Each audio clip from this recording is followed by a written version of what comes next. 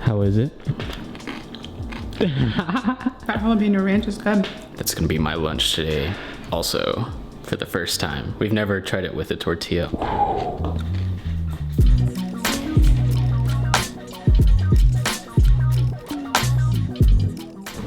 So starting YouTube can feel like you're standing at the bottom of Mount Everest, looking at the very top of the summit and asking yourself, how the hell am I gonna get there? Every great pursuit in life is going to feel this way, and that's why it's so important to have the right mindset going into it. So in this video, I'm gonna share 10 mistakes that new YouTubers make. A lot of these mistakes I made, so hopefully by the end of it, you'll feel inspired to climb your own Mount Everest. So let's dive in. So this first mistake is waiting until the moment is just right in order to start. The perfect equipment, you need the perfect idea, you need the perfect niche. Realize that you're gonna find your answers through motion, being in motion. So make your first video, get messy, just do it. Like, don't feel the need to do all these fancy cuts because that can keep you stuck. Just set the camera down like how I am right now, press record, and once you're done with that video, just move on to the next one. You make the most progress, although it might feel invisible, in between shoots, in between pressing record. Just like a bodybuilder gains muscle during rest, the same thing applies to YouTube. So the next mistake is feeling like their life is too boring to document. People love the small things though. People are actually interested in how people live their lives. At least I can say so for myself. There are things that you do in your daily routine that a lot of people don't. What is that thing that you do every single morning over and over? Document it. Tell us why you do that or how it impacts your life. Sharing these types of things is actually really engaging for your viewers. I just found mold. Do I eat it? Well, no, that's not the question. I'm definitely not gonna eat it. March 24th, it should not be expired. Let's just find one without the mold. There's like a table at the dumpster, and I think it'd go good with your books, but it's really heavy. I guess we're going on a little detour, guys.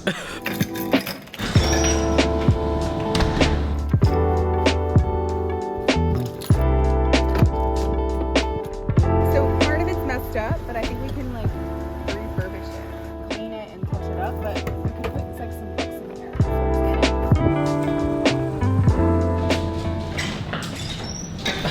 That is crazy because that actually proves my point. I used to personally struggle with this concept of documenting my life because I just felt like, dude, I work from home. I walk like maybe 100 steps to the gym and I come back home and I spend pretty much the rest of my day at home. I'm just a homebody. There's still things that are entertaining about that, even if you do stay home all the time, but you never know what's gonna happen. Okay, I should probably do this now.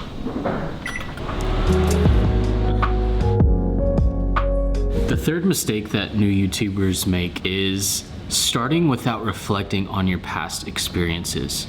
Now, if you're anything like me, I definitely felt like my story was not worthy of talking about just because of limiting beliefs. But the best way to begin is by unpacking your story. Your story has hidden gems all over the place, from insights, experiences, lessons you've learned. So why not talk about them?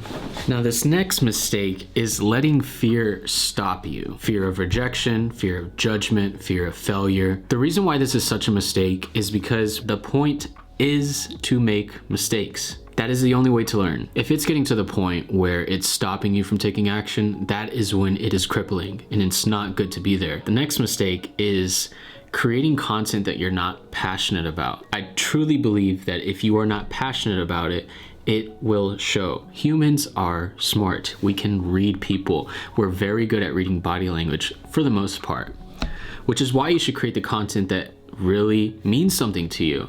Put your eggs in a meaningful basket. You know what I mean? Now you might be wondering like, well, no shit, Ashton, duh. But sometimes it's very easy to get distracted by the flashy object syndrome, and that will keep you stuck.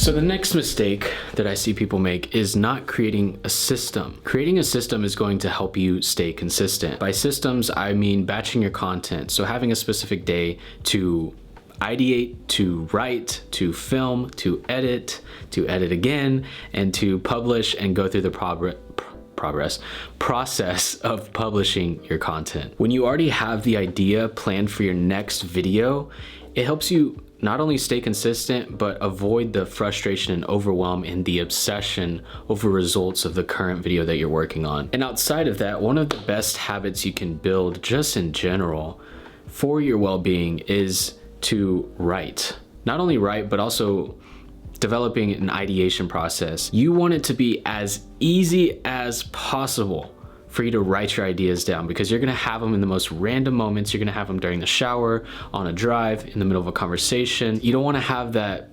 overthinking habit of, where should I put it? Should I put it in my notes? What if I forget it there? Our brains have millions of thoughts just constantly cycling throughout our days. And if we don't get those ideas down on paper, then it's going to be very difficult to actually bring that idea to life. While we're on this topic, I do have a video coming soon that will be a deep dive on Notion, on my template and how I use all of it. I plan on just giving you guys all the systems that I use, from my thoughts to creating content for my business and all that stuff. So keep an eye out for that. If you're not subscribed, make sure you hit that bell. Make sure you hit the subscribe button so that you can stay tuned for that content. I have honed in on the writing process, not just for YouTube content, but just in general. And it's done a few things. One, it gets me pumped to produce content. Two, it helps me find clarity on my ideas. It also helps me develop a new skill in copywriting. And last but not least, it helps me live a more meaningful life because I'm actualizing the things that are happening in my mind. The next mistake is not setting publish dates. By setting a publish date or a deadline, you are telling yourself, this needs to get done by this day. I'm committing to this. I'm setting a date that if it's not done by this day, I'm gonna feel like shit about myself. And we'll do anything, most of the time, to avoid feeling like shit about ourselves. I like to generally have about 2 to 3 future projects lined up after the current project. And setting publish dates is going to allow you to reverse engineer all the different tasks that you need to do before that day. I'll dive more into my process, like I said, in that Notion tutorial, but for now, just realize that setting publish dates is gonna allow you to hold yourself accountable. And overall, it just helps with time management. Who came to say hi? Well, hello there. What's up? Oh.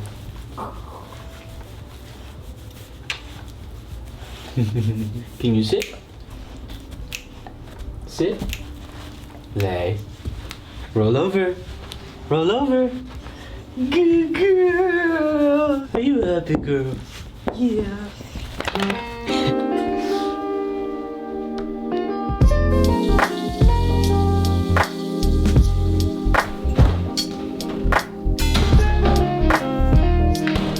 The next mistake is filming before you have finished your outline.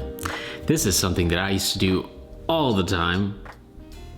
Please don't do this. Please don't do this. I would film and get so excited about these ideas that I had that I'd be like, oh my God, I'm ready to film. Like, I know exactly what I'm gonna talk about. I know exactly how I'm gonna say it. In the long run, if you're wanting to make this a sustainable thing where you are doing this on a consistent basis, I don't think that's a good habit. What you'll find from actually outlining your ideas is that you're more clear, you have more structure, and you also save a huge headache in the post-production room. When you don't have a structure, you're gonna have the tendency to ramble on some things. In the post-production room, that's gonna be a living hell for you because you're gonna feel like, how do I structure this? How do I make this a story? How do I make this flow right? So please, get in the habit of writing and scripting and outlining. At the very least, just outline your key points, figure out what your intro is, and figure out what you want to say in the outro. And to take it even further,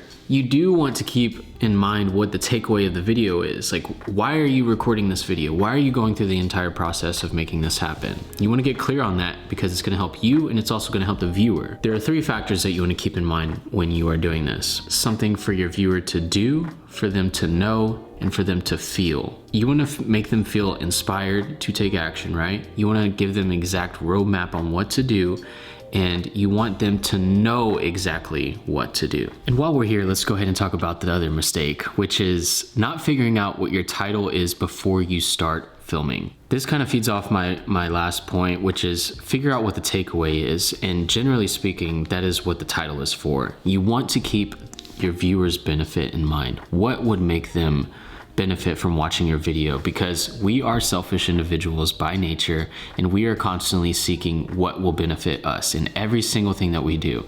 Whether it's to hop on Instagram, maybe that's because we want a dopamine hit, right? Or if it's we go to the gym, the benefit is that we want to feel better about ourselves. There's always this selfish nature in our mind, which isn't always bad, but you have to keep that in mind. What is the benefit for the viewer? What would make them curious enough to click on your video? Because if nobody clicks on the video, nobody watches it. This is something I used to bypass very easily and think, oh, my video is gonna be good, people will just find it. And that isn't the case. You have to play the game. The title and the thumbnail play a huge role in the success of your videos. You know, you can change your title after filming and whatnot, but at least have a general consensus of what it's going to be. Also, make sure that when you're doing your thumbnail, make that a separate part of your process. Ideate, script, film, edit, thumbnail, then publish. Use tools, right? I use Canva personally for my thumbnails. It makes the job so easy. And I also recommend another website called thumbsup.tv. Use these resources because they help you. It's time to hop back in Final Cut. I swear it seems like I live in this program. But I'm excited though, because hopefully I will finish my mix here in the next couple minutes.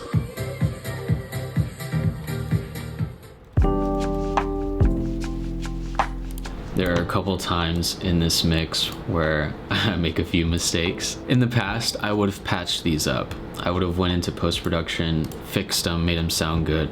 But you know what? The vibe this year is to embrace failure, to embrace mistakes, and just show the parts where I mess up. Because we're not perfect. We all mess up. It's bound to happen. And the more and more that I feel the need to be a perfectionist and patch those things up, the less I'm able to feel deeply connected to the project, because I just feel like I'm putting on a facade.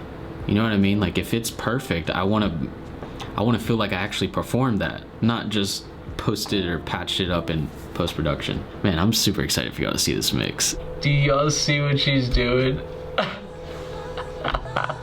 What is up with cats and plants?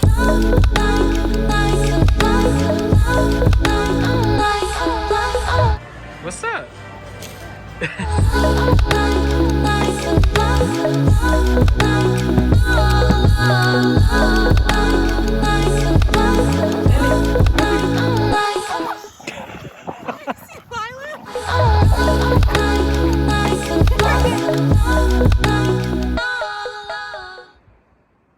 Just beautiful.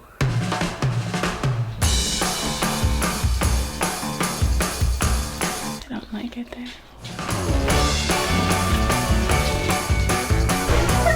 No. No. This is not good. This is fucking massive. So what are you gonna do with it? I don't know. I'm gonna figure it out. The 9th mistake that YouTubers make is they forget that there are real people behind the algorithm. It's really easy to look at that number and to dehumanize the value of the views. Imagine that there's 30 views that you get. That is 30 people, real human beings who decided to click on your video. Imagine those 30 people being inside of your home. All 30 of those people who are interested enough to step inside your home and hang out for a bit, or at least consider hanging out, right? Each viewer is an opportunity to make an impression on somebody's life that is meaningful sort of makes them feel less alone. Like, I'm not sure if you feel this way, but in my past 16, 17 years old was when I was really getting into YouTube. The one thing that I loved about YouTube so much is it made me feel less alone. I felt like I was one of the few Asian kids at my school. Like, I'd always cling to this idea of being around a bunch of Asian people, like being in an Asian group of friends or something. I just thought it'd be so cool to be a part of that. So I used to watch these Asian YouTubers all the time, and it just made me feel less alone. So don't let these numbers get to your head. Which brings me to the last point, which is letting yourself get discouraged by results. Again, back to the numbers. I understand that you would love to go viral. I understand that you would love to finally hit 1 million views, 10,000 views, even 1,000 views. Like, trust me, I understand. But that is a short-sighted way of looking at YouTube, and I think that it's not necessarily a meaningful approach to YouTube. And I think that you're cutting yourself short because you're so focused on the outcome that you're not doing the necessary things that would help you show up as your best self, which is just sticking to the process. Results get better as you continue pressing record, and the progress happens in between shoots. All it takes is just stepping back into the gym, choosing to keep going every single week, no matter how fast you're losing weight, no matter how fast you're gaining muscle mass.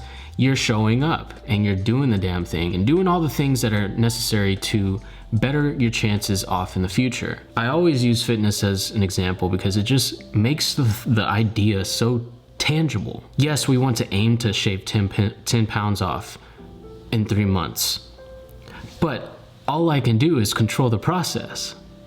I can't control my body. I can just control how I show up. I think you can agree with me on this. If you just keep pumping out videos, you will reach success. I don't know when, but you will. It's inevitably going to happen. So I hope all of this inspires you to be a little more intentional with the way that you show up as a creator, because every single person has the power to press record. If you're watching this, if you're not on a computer, chances are you're on a smartphone and you have all of the right equipment to get started. Do you realize the quality of the iPhone these days is fucking mind-blowing? Absolutely mind-blowing. Like, your video quality does not need to look like this. This does the job. So don't let anything stop you from expressing yourself, or don't let anything stop you from just sharing your story, getting your message out to the world, because I guarantee you there is somebody waiting for you to press record and to tell your story so that they can feel less alone and feel like they can have somebody in their lives that they can aspire to. So get out there, create a system. If there's anything I can tell you from this video, or anything that you can take away from this video, is to just create a system. Get in the habit of wearing the identity of a creator, and it will inevitably happen. In due time, you will build the YouTube channel that you have always dreamed of. So thank you so much for watching this video. Keep an eye out this next week. I have a lot of exciting news coming. I'll be announcing it on the podcast interview coming in a few days. So really excited for you to hear about that. But in the meantime, if you want to watch another video, then just click on that one.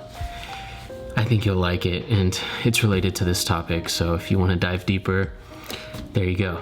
Thank you so much, and I will see you in the next video. Love you. Bye.